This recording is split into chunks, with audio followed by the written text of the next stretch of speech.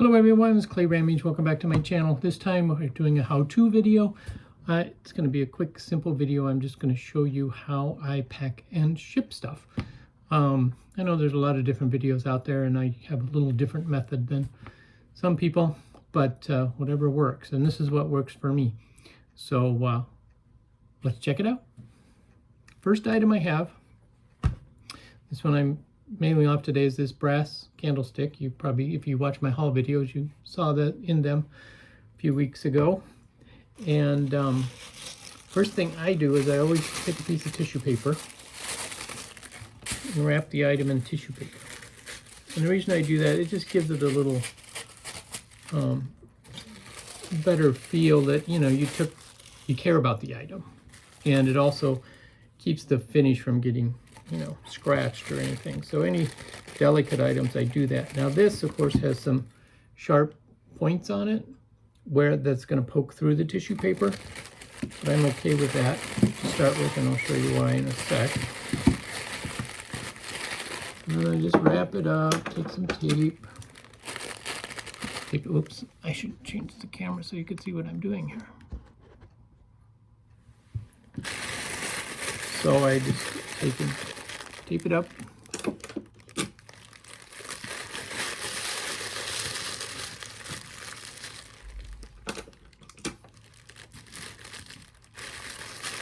A little more tape. Now in this case, what I'm going to do, because of those pokey edges, I'm actually going to put it in a plastic bag. And I like to reuse bags. So this is one that we got with some boxes, so I'm just reusing it at the moment, wrapping it up. And that adds another little extra layer of protection. Some of you may think, boy, this is overkill. But again, my main thing is I want to make sure that it gets there safely. And this is a brass item, so I'm not so worried about it getting broken. But again, I want people to feel like we care about the item and we package it well. And it's one of the things I do get is a lot of positive feedback on the way things are packed. So to me, it's really important that it's packed well. And I know when I get stuff, I really appreciate it if it's packed really well, because you never know what's going to happen in shipping. And you can't, you know, plan for everything. But the other thing I do that makes it a lot easier is I buy lots of pre-sized boxes. Now I know you can get some from the post office if you're doing priority mail. You can get the priority mail boxes for free, which I have a number of those too. But at the same time, sometimes they're too big and I don't want to waste all the packing material by filling them up. So I buy these smaller ones and then I'll put the item in. Now in this case, it doesn't fit in this size box. This is a 6x4x4, which is a smaller size. So I have an 8x6x4, which I will pack it in and then ship it off. So that's that one. Now, how do I do breakable items? Like this little guy, this is a Christ dog. It's a hound. I don't know if it's supposed to be a bloodhound or what kind of hound it is, but it's one. He's got the little bone on his around his neck. It's just tied on with a string. So this guy is totally breakable. He's actually in perfect condition, no chips, no damage whatsoever. So I want to make sure that he is well protected. So the first thing I'm going to do,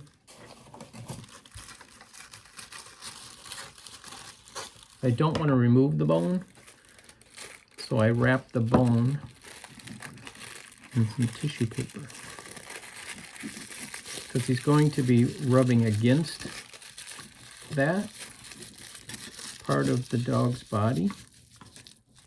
And by wrapping him in tissue paper, it just keeps that from being a vulnerable spot to get damaged.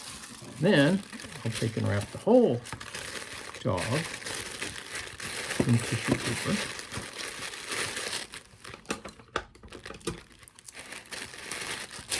That. Fold over the edge. And the edge of the tissue paper adds some, you know, little additional padding on there. So that's why I fold these little edges down and around like that. And I tape it just to secure it. Oop, I need another piece of bubble wrap. So hold that thought while I grab another piece of bubble wrap. I'm back. So then I wrap them in bubble wrap. Now some people use lots of bubble wrap when they wrap things. I use a little bit, not too much though. And I tend to fold these edges over, like in this case, you can see he's got, this sticks out here, and this is concave, and this is pretty flat. So I actually fold this into that more negative space, if you will.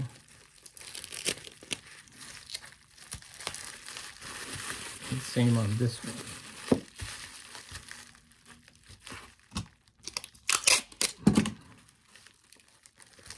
And that just gives a little extra padding on that side.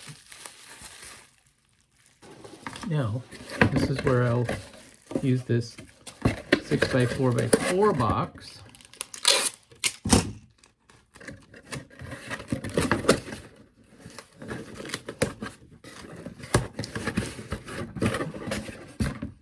Seal it up. And then I will put packing peanuts in here.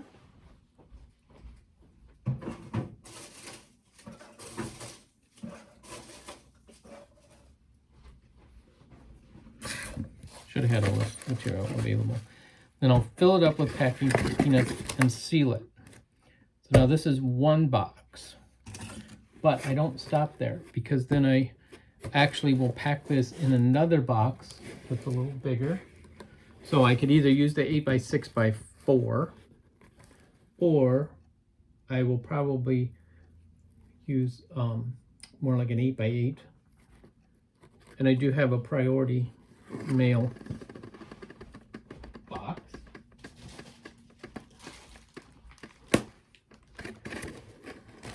Which is actually 7 1/4 by 6 1/2. So this will fit well in here with a little padding around it. And I pack this so that it's tight, so it doesn't, you know, I fill it with peanuts all the way, pack it so it doesn't shift around. And then I put it in here, add a little more packing. And that way it's double boxed, so even if the outside box gets damaged, it's still protected by the inner box and 2 layers of padding, one in this one and one in this one. So, and sometimes, depending upon the type of padding, I'll wrap this in bubble wrap, the bigger bubble wrap, if it's a tight fit. Otherwise, I'll use like either packing peanuts or paper. Heavier weight paper works a little better because it's stiffer and it keeps things from shifting around, which to me has been the big learning piece, that, you know, you pack things tight enough that it doesn't shift. So if it gets dropped or, you know, even crushed, there's extra padding in there to keep it from being damaged. And sometimes you can't help it because it's totally crushed. But since I've started doing this, I've never had a problem. I didn't pack like this early on when I started shipping things, and I had a couple things broken immediately. So I learned my lesson quickly, and that's how I pack it. And then I tend to reuse a lot of boxes. Fortunately, my neighbors are very generous and give me all sorts of boxes. And I save these funky cardboard inserts too if I find them. Because like in this case, if I have a set of 6 glasses, which I do, and I sell them, I wrap them in bubble wrap, and there's, you know, they fit perfectly in these. And then I can pack them in this box, and I feel good about shipping them just like this, in this original box. So, you know, part of it is my cheap nature of not wanting to spend much money on shipping materials. But it also means that I'm recycling, repurposing, you know, all that kind of stuff. And my neighbors are very happy to, you know, recycle their boxes and packing material to me. So I use it a lot. So I get a variety of packing materials, whether it's the peanuts, packing peanuts, whether it's the air packs, or bubble wrap. It's great. But anyway, just a quick little how-to video on how I ship and, you know, mark things. And then I always include a little post-it note where I put thank you and our, you know, thank you, Clay and Cindy. And if I pack it in a box on the inside that is not like an eBay box or a plain box, but maybe it says something like, you know, I don't know, it was a tea box or something that tea came in. I always put a note on there, say, your whatever item, your Christ Hound figurine is in this box. Because I've had people come back and say, I didn't order a tea box. I didn't order a box of tea. Why did you send this to me? I'm like, did you open the box? No. So I always put the note on there so that they know what they ordered and that it's in this additional box, which seems a little overkill, but it helps. And again, it just kind of gives that personal touch, which I like as well. So anyway, hope you guys enjoyed it. We'll catch you next time. Bye.